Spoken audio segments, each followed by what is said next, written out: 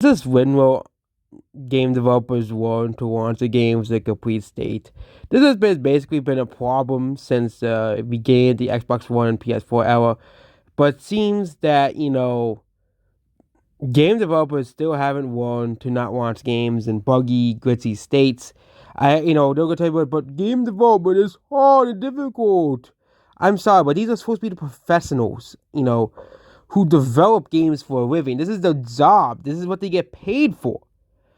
Okay, but they would rather rush games out instead of coming games out with complete servers or not riddled for bugs.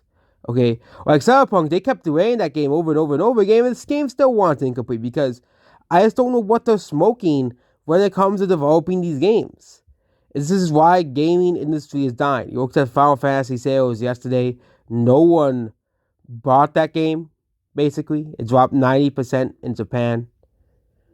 But the Battlefront collection, no one's playing it. The servers are down. No one can play the game.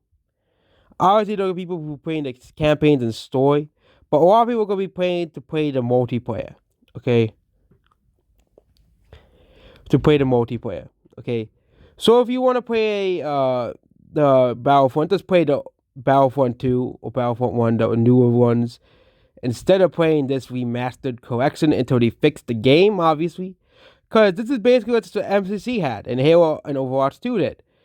You couldn't play Overwatch 2 when the game came out. You couldn't play MCC when the game came out online. Of course, you could play the single player of MCC and single player of Star Wars Battlefront.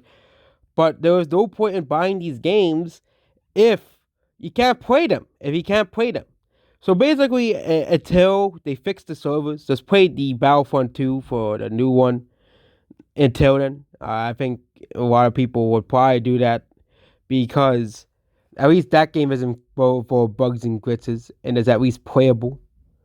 But it's sad that these developers just don't care about games and just want to remake and release games for a quick buck without checking to see if the game is actually complete.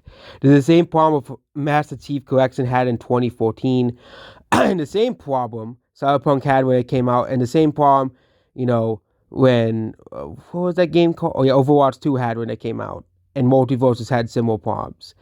It seems that these are supposed to be the experts of game development, but they keep coming out with games that are completely incomplete and are unplayable. And that's about this video here. Goodbye.